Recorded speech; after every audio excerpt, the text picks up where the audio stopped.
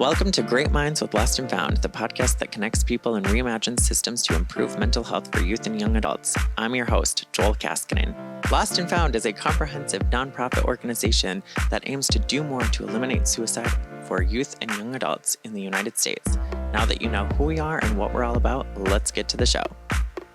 Welcome to Great Minds with Lost&Found. Today's conversation is with Lindsey McCarthy, the Executive Director of Southern Plains Behavioral Health Services. Welcome, Lindsey. Can we just start with a brief introduction of who you are, your role at Southern Plains, what Southern Plains does, and we'll go from there. I'm the Executive Director at Southern Plains Behavioral Health Services. We're one of 10 other community mental health agencies across the state. We serve South Central South Dakota, so kind of the middle bottom of the state. We serve Todd, Tripp, Millette, and Gregory counties, all of which have some tribal land of the Rosebud Sioux tribe. That's amazing. Awesome. Well, thanks again once more for being here. We super appreciate it. We super appreciate the work that you do. Can you tell us more about the role that Southern Plains Behavioral Health Services plays in your community and your region? You just made reference to the Rosebud tribes and the different counties that you serve. Can you just elaborate a little bit further for us? So it's cool that we are able to serve and provide for the mental health care from anyone literally from birth until death and anything in between. No matter what life throws at you, any diagnosis, any trauma or life transition, we're able to help with that by providing case management, counseling services, and the psychiatric or medication management services. And so I think it's really nice in our entity, through our entity, we're able to provide a wide realm of services to really embody that wraparound approach to meet the client where they're at, get them the services they need. If we don't have the services here, we can refer to services and help link them to the things they need. That's great. Awesome. Thank you so much for that introduction.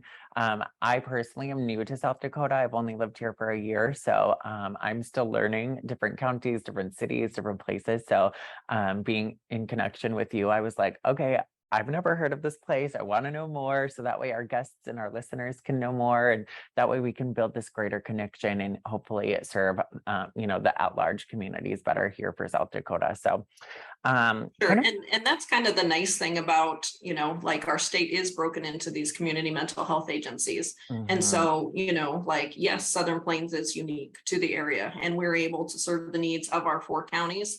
But we also have services that are established throughout the whole state, so through this network of other community mental health agencies. So what you'd be hearing here, there is in Yankton, there is in Sioux Falls, there is in Rapid, there is in Pierre, there is in Lemon, South Dakota, to the most rural areas of our state. There are community mental health agencies there to help those in need. Yeah, I mean, honestly, that's the thing that I love about South Dakota is, we have a lot of gaps to fill when it comes to mental health services, but the fact that it is so community focused, that all of our different areas have at least something in the state, that to me is the really cool thing. I've lived in Michigan and in Colorado, and I'm like, there's wide, vast, different varying services and resources and support structures, but I don't feel like it's always hitting every area. And in South Dakota, I do feel like it's all encompassing, which is really, really cool. Definitely work hard to try to collaborate and make sure those services are throughout the state. Yeah. Awesome. Well, we're going to dive in here into our big major piece of conversation.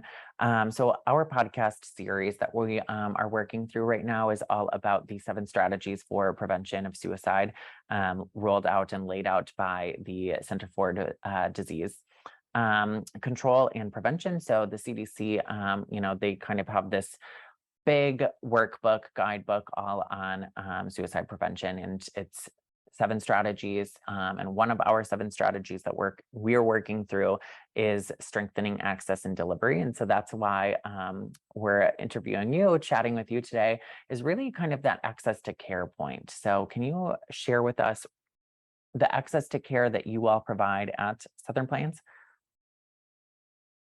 So like I mentioned, we've got the 4 counties that we serve. And it's a referral process to get into services. Somebody would call in, you can self-refer, or a clinic, a school. We work in nursing homes, assisted livings, anyone in the community, and we're community-based. So we can meet you at your house. We can go to the park, wherever they are wanting to be seen, to be able to first start with like an assessment. Hey, what are you looking for? What are you needing? What are your goals? And how can we help you reach them? And we also have the emergency services. So a 24-hour emergency service if somebody's in crisis, they're struggling with suicidal thoughts, panic attacks, things like that. They can call our office to kind of help de-escalate, to work through the situation and assess what's needed from then on. And so we're able to travel to our 4 counties. We have offices in Gregory, Winter, White River, and Mission. And so a main office in each of the counties, but we have staff who travel to individual little communities, can go pick people up from their house, meet them in their home, like I had mentioned, to make sure that they're getting to their services, get to groups, make it to their psychiatric appointments, whatever it is that's needed. That's so cool. So what does mental health care and suicide care in your community and region look like? You just mentioned some of that stuff requiring travel, meeting people where they're at. What else do you offer? What other services and support systems do you provide? Really, kind of the generalized is the case management services, which we have a systems of care program, which is coordinators who work with the whole family to identify what needs there are in the family, and then they would help link to the services or the referrals that are needed. We have counseling services. We offer DBT, or dialectical behavioral therapy. It's a group therapy working with to build skills. And you'd also have individual therapy that goes along with that to help build those skills. DBT has really been found for a lot of different diagnoses, things like that. We also offer or have people trained in like MRT, or moral recognition therapy, and ART, aggression replacement therapy. And so they're able to work with juveniles as well as adults in just, again, it's really life skills. What skills get you through whatever situation it is that you're in. We work in every single school in our catchment area. And so we've got clinicians who are in the school, can sit and observe in a classroom, can work with the principals, can work with the families, help coordinate meetings between the school and the family. Assisted livings, nursing homes. Okay, people are adjusting to life transitions, grief and loss, dealing with grief and loss issues, dementia, different memory and mental struggles, which is that end of life stuff. So we have people there, and then we tie it in with the psychiatric services. So yeah, we're seeing that this child just really isn't able to sit in their chair. We've done other strategies. What do they need? All right, we're needing to have them meet with the psychiatric staff to be able to get on something to help a little bit more. Or same with, that person who just can't get out of bed. They just can't get motivated they know they need to get up, they need to go to work. And so we're able to provide that care there and wrap around to that extent. We use telehealth, and I know that's, I think we'll get more into that, but telehealth has been really important in helping us to be able to provide services. We have staff traveling counties away, to go see clients. And so, but we know crisis doesn't happen just one day of the week. And so being able to connect by telehealth or even just by phone is really valuable in able to continue the continuity of care, make sure we're there to help remind of skills, what skills do we need to be learning? We're working on what safety plan did we come up with? Who are you to reach out to? How are we going to do these things? No, that's great. I love that you shared that continuity of care piece, and the fact that crises don't happen one day a week. We're a comprehensive suicide prevention organization, and we often talk about how there's no quote unquote cookie cutter or silver bullet. Like we have to adapt and we have to adjust because the services that we provide, the referrals that we have to make, it all is dependent upon so many different things. There's different risk factors, there's different geographical factors, there's different, personal factors. And so it all kind of works together to be either for someone or against someone, and so we have to adjust and adapt and really be comprehensive. And it sounds like you're doing the same thing. Like you can't just react or respond and excuse me, you can't just react, you have to respond, and do so appropriately. So it sounds like you are kind of facing it in the same vein that we are, with the same mentality. That's cool. With every person coming in to do that kind of suicide assessment right away, asking the questions that are needed, to know where is the client at, where is this person at, and what do we need to do moving forward. So we do a lot of staff training on, like every staff, when they start, they get trained in CAMS, and that's a suicide model. We just had staff trained in like a QR PT training. And so, yeah, just to really know what to assess more for, what to watch for, what are the current stats, and how do we help safety plan, and if they need something additional, what the process we need to do there to get them, inpatient services. Wow, that's so cool. Now you just mentioned your staff are all trained in these different areas. For maybe a listener that doesn't know what some of those frameworks that you're using or theories and the practices that you're using, could you just go deeper into that a little bit? CAMS, and I don't know if it even stands for something. I'd have to look it up if it does, but there's very few actual like suicidal ideation like treatments, but Right. it is one that is evidence-based. And it's really to bring in the client, sit down side by side, where are you at, like having these difficult but honest conversations with one another, and then doing the safety planning, and then using other therapy techniques and strategies to pull from to help motivate the client to work towards their goals. So you might use like MI or motivational interviewing skills to help reflect back and assess what their need is, and really pull what they're identifying as their strengths or their reasons to live, to work towards those things. QPR, so that's question, persuade, refer, and then we did the T, the treat. And that is again an evidence-based model of just, and it's for lay people. Anyone can participate in those, of just how to ask the question. But really the ultimate goal there is you have to ask. You can't be afraid. Asking somebody if they're suicidal or having suicidal thoughts is not going to make them suicidal. It's not going to give them the idea. They already have that if they're going to have that. Definitely. Now, the reason I ask is we use the EARS framework. It's another model. It stands for engage, attend, reinforce, and seek. So basically it's, having conversations that are engaging and meaningful. You're being attentive to the person that you're talking to, and, you're asking those questions, but you're also listening, and then reinforcing those positive behaviors and the positive traits and coping mechanisms that you're seeing them use, and then seeking if appropriate. So seeking treatment and help and referral as appropriate. And so I just was curious because I'd never heard of CAMS before. So when you referenced it, I was like, okay, EARS and QPR are pretty, they're pretty flexible. They're pretty well known. People, who are lay people might have heard of these, or, we can at least teach them and to use them pretty easily. I figured CAMS probably fit there too, but I'd never heard of it. So I had to ask for, CAMS some greater clarification. CAMS I see more on the treatment side of things, that would be for the clinical staff, where QPR, that is for the lay person, getting comfortable with asking the questions. Definitely. Okay, that's interesting. I'll have to look into that. Thanks so much for sharing. I'd never heard of it. So that's why I wanted to, it was an elaboration for me as well as listeners. So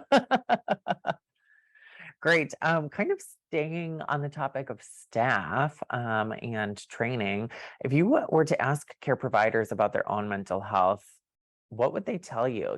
Like, would they tell you that they were stressed? Would they tell me that they were stressed? Do they often see their own therapists and, seek help on their own? I'm just curious about the areas that you serve versus us in Sioux Falls, which it's a little bit more urban. About the providers, the clinicians providing the care, correct? Yeah, I would say right now, nobody's been able to catch a break. And I don't think that that's unique. But I think that is the reality. People are stressed. We're feeling the strain. And for whatever reason, right now, people really seem to be struggling. They may not be suicidal. They may not be needing inpatient hospitalization, but they really are struggling and just needing extra support, which requires extra time, extra sessions, checking in with them. And so staff are definitely feeling the strain. They're drained. COVID, during the pandemic, we had staff identify that I actually feel less stressed because they weren't traveling. They didn't have to travel 2 hours one way to go meet with clients and then go home and still figure out a way to get their paperwork or their notes completed for the day.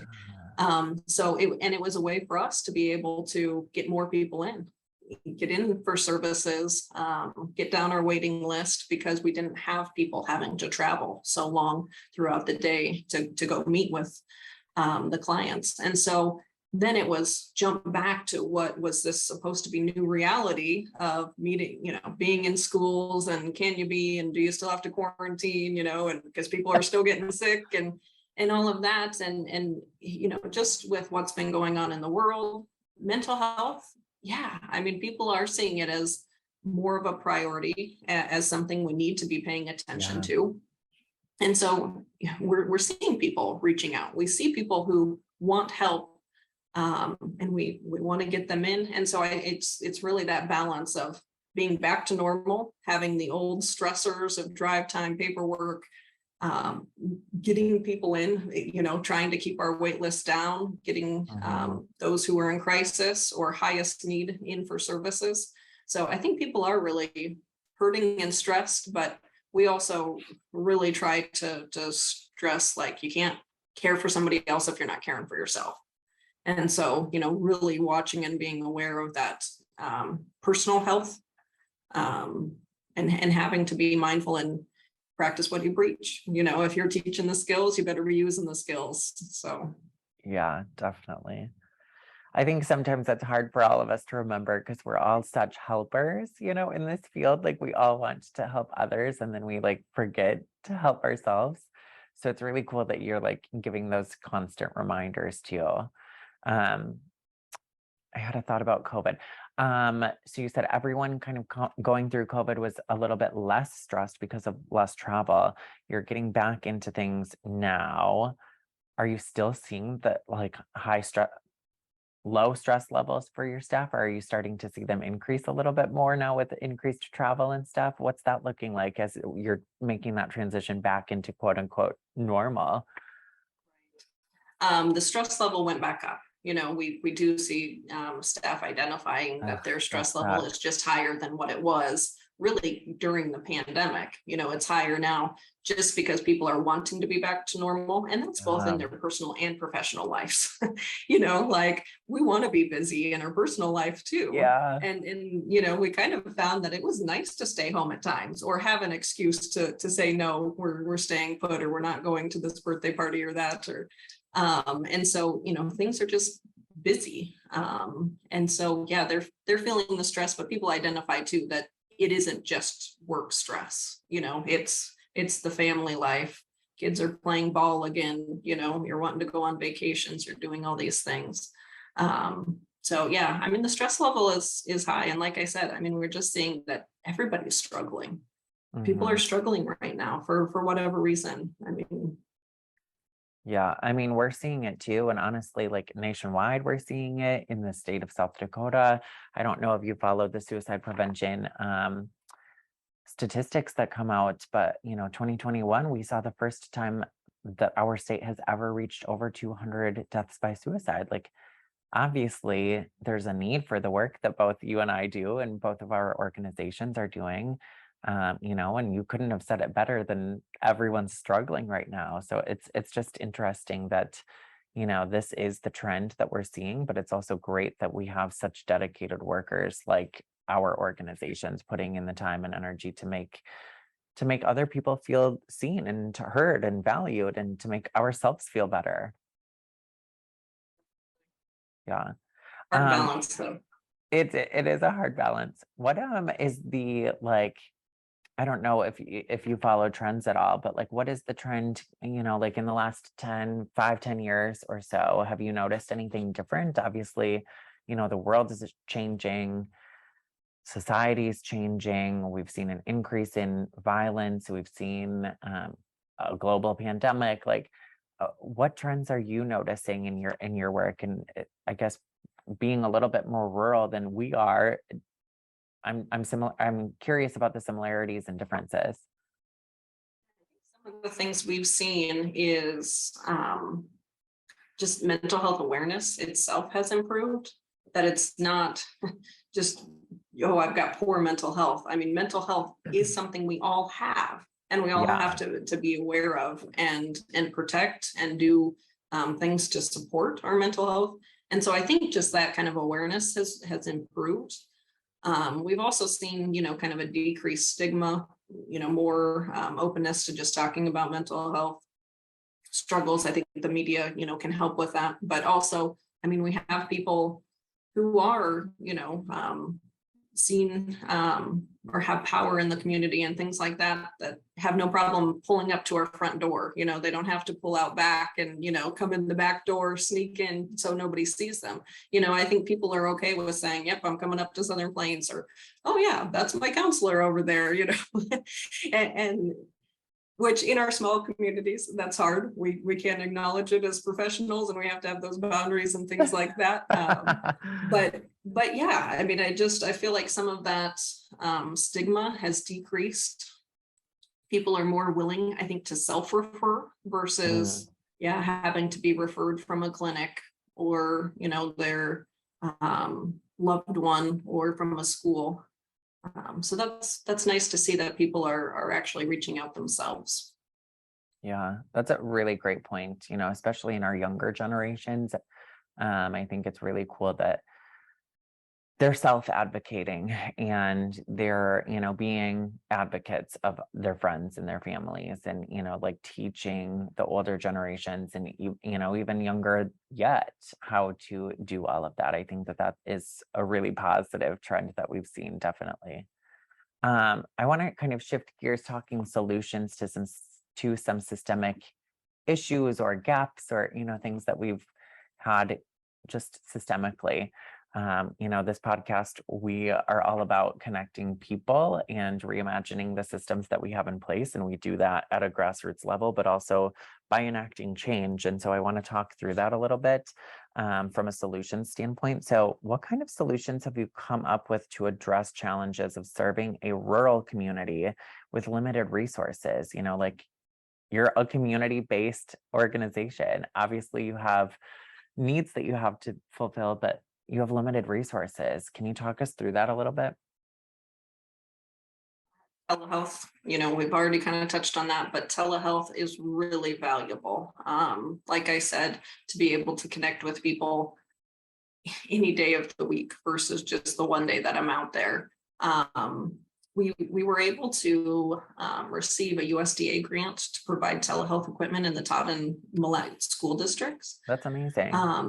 Yeah, and that was actually perfect timing because it was right before the pandemic. We had all staff trained on appropriate use of telehealth, and then the pandemic hit. So actually, we saw less use in that telehealth equipment than what we were anticipating, because kids were at home. and most kids, or really all the schools, had one-to-one computers for the kids. So that was something that we really tried to implement even before the pandemic, because we know that, we have to have that continuity of care. We have to be able to provide the services beyond the, one day a week, If we're going out to, a very rural school, we can't financially afford to have somebody's time traveling out there, and things like that. And especially if it's for one or two kids or, one or two people. So the telehealth has been definitely a blessing and a solution to be able to connect to other resources. We worked with Lewis and Clark Behavioral Health Services out of Yankton for that USDA grant. And we've also worked with them on a MAT grant, so medication assisted treatment. And so that's for opioid use. Okay. And being able to work with these other community mental health agencies for grant implementation, to provide evidence-based therapies and treatment to help keep down our waiting lists by the use of telehealth is really helpful, is a way to keep those things down. And we also partner with other local entities. So Tuahe Glukanipi, that's the counseling entity through the tribal college, Sinte Galeska. And because we weren't seeing a huge use in our telehealth equipment that we got through the USDA, we had shared that equipment with them. They were going to be doing telehealth, and we had boots on the ground. We were sending staff back out because we wanted them to be in person there with people. And so, yeah, let's use it, let's get this equipment used. So that's one thing that I think, just collaborating with our local entities, making sure that we know what our resources are. And so we're not duplicating services, and being able to partner is really important. And each of our counties have different interdisciplinary team meetings. And so we participate in those to be able to just, what's new? What do we need to be aware of? What are we doing for the summer? How is this working? To just keep everybody on the same page. That's so cool. I love the collaboration, like another podcast guest that I was just recently speaking to was talking about how we are often so siloed in this work. And that tends to be more isolating, even though the evidence shows that to increase our support and our continuity of care, we have to be working together to make it happen. And so it's really cool, this collaboration that you all are utilizing, just because I do think that we tend to work in our silos in this field, even though we're all helpers and we're all trying to better our communities. We still kind of fall back into that old habit of just doing it on our own. So I love that you all are working collaboratively to fit the needs of your area. That's really, really cool. Make sure we have go ahead. I'm sorry. We try to make sure we have lots of knowledge as to what's going on statewide too, because yes, it's a large geographical area, but we know, Sioux Falls, Rapid, what do they have for services and how do we access and utilize those? So we try to really keep up to date on what's happening in those areas. And yeah, are there telehealth options there? Is there a way to get our clients there for this additional service or this type of thing? So just being not so having such a tunnel vision, we want to be open-minded as to how we can make this work, and get people the services they need, even though we might not be able to provide it right here in their home or in their town. But how do we get them there? How do we can make this work? Definitely. I want to shift gears minimally, but it's still in the same vein of solutions. I want to talk finances a little bit. That's another one of the 7 strategies, is economic supports and how we strengthen that. So I want to talk finances just for a couple of minutes. So what financial incentives do you have? And do you know of any assistance strategies in place that you all are using, especially, when it comes to providing in rural areas? I'm curious about that. This is something that, we've been thinking about a little bit with Lost and Found as we expand our scope of practice. I'm curious what you all are aware of that's out there, what, you're using for financial incentives. We're part of HRSA's National Health Service Corps, and it's a student loan reimbursement. So we can help pay for clinical or licensed staff's student loan debt. And so that's one thing that can kind of help attract, or it's designed to help attract, staff. But then just take the burden off of those. We've had people who are just local who have decided to go back to school and continue their education. And so we're able to use that loan reimbursement to help them. We also, just at Southern Plains internally, offer financial assistance for people going back to school.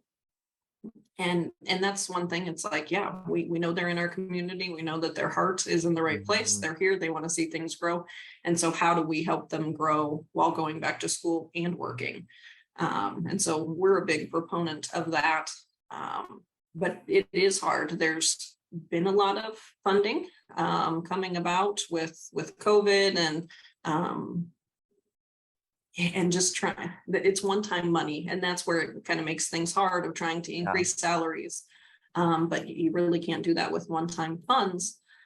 So being creative in how to use that and really use that money for what you're seeing as the need. Yeah, that's a really interesting thing to bring up. Like a lot of nonprofits are grant funded or are, one-time use, single use funded. Like we see those kinds of funds often. And I think that maybe to the layperson, that's probably a question that they have is, how do nonprofits even work when you're only receiving funding like that? But I think that's a great point in terms of we're still providing the care even with these limited resources and even with these limited funds. Like we're making it happen. And that's what nonprofits are designed to do. So yeah. Southern Plains, we're celebrating our 50th year anniversary this year. We've been in business and serving for 50 years. And so, I mean, we're here to stay, we're here in our communities and want to keep providing those services. So. Yeah, that's so cool. I had no idea that you had been around that long. That's so cool. Amazing. Sure. Congratulations. Thank you. Yeah, definitely. Moving forward just a little bit here, away from finances, beyond what you're doing in your current organization, obviously Southern Plains is doing a ton. I'm curious, other areas in your region, what solutions are being implemented? It can be financially, it can be, talking suicide prevention strategies. I'm just curious what other things that you're seeing in kind of your 4-county radius. So, I had already mentioned like our interdisciplinary team meetings, but really just trying to make sure that we're not duplicating services, that we're working with the family, but not providing the same thing. Statewide 988, is going to be rolling out in July. And so we'll be a part of that. Somebody could call 988. And then we receive that referral to touch back in with that person to make sure, do they want any additional or continued services? How can we help them? Even if it's just for very short term. So that's something that we'll have in our area. We also have work with like the local law enforcements in implementing like telehealth and the use of telehealth when they're going out on calls. Working with the jail to do assessments for anyone struggling there. And then we're also here at Southern Plains, along with the Division of Behavioral Health, working or a part of the National Academy of State Health Policy, or NASHP. And we're really focused on how can we work with like EMS in or throughout the state to help provide for those mental health crises, because oftentimes, somebody's calling 911, ambulance shows up, and it might not be a medical emergency. It's a mental health crisis. And so we're trying to work with them of what can we provide for those crisis services or kind of mental health services throughout the state, So I think that's pretty cool. And then the state is working on implementing their regional appropriate regional facilities. And so that would be inpatient facilities throughout the state to get somebody in for just a short-term inpatient stay until they're just more stable, can return home, have that safety plan completed. So that way they can live in their home. It's not quite so life disrupting. And be able to continue on, and we'd be there to help just see what their needs are, doing check-ins, providing the counseling, the therapy, the psychiatric services that are needed. Okay. Are you at Southern Plains, a regional appropriate center, or no? There's only a few in the state right now, and there's like the application process going on that people can be, but we're not here at Southern Plains. We do not have, we're all outpatient. We don't have any residential setting. And to do an appropriate regional facility, you'd have a 24-hour, stay overnight residential type thing. So. Okay. Yeah. I was just curious, knowing that you served, 4 counties and you had a lot of people traveling. I guess I was not sure. I thought I'd heard, maybe Eric was saying it, I can't remember, but I thought I'd heard someone was saying that like maybe you had applied for it or something, but yeah. Okay. Anything else, or just I say just as if that's not a ton of work. Anything else that you can think of in terms of resources and support structures that are out there in your area? Things I can think of right now. Okay, great. Well, then putting aside what resources are available, the stuff that we've already chatted about, if you could wave a magic wand, what would mental health care look like in your community? I just love this question just because, I think that's the whole reason that we all get into this work, is to like have this apple pie in the sky mentality of this is what we want to see done. So I'm curious your answer. That's the tough question because every individual person's needs are so different. So, how do we Absolutely. have this like all-encompassing thing? Which I guess maybe that's what the magic wand would do, is fit the needs, the services to exactly to that person's need. But really, I think we have to start young. So teaching kids about mental health and what mental health is, and how to improve that, how to watch for signs and symptoms of it. I think is so important to start there, but then really making sure that we're carrying it through every aspect of life, home life as well as work life, our social life. So yeah, teaching that to people, having institutions and laws and programs set up to design to like be okay with people taking a little break, being able to step back, take a break, do what they need for the moment for themselves, before getting right back into it. I think would be really important, but just being able to design something around, okay, yep, what are your needs? Yep, we can do it. And we can do it today, because that's totally the problem too. We have people calling in for a referral and they want help now. They might not be in crisis. They might not be suicidal. And that's where, if they are, yeah, we're getting them in now.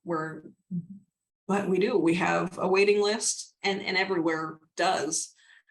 So if we could just get them in same day, get them the services they need immediately, because if they're waiting 2 weeks, that's 2 weeks too long. Yeah. That's 2 weeks of, they could go down even deeper. Something else could Yeah. happen. No, it's all about that access and just the availability, like we often, I think, probably use the same terminology, but I often say your emergency isn't my emergency unless it's an emergency, and so unless you're like in crisis and I'm dealing with it right now, it's top priority.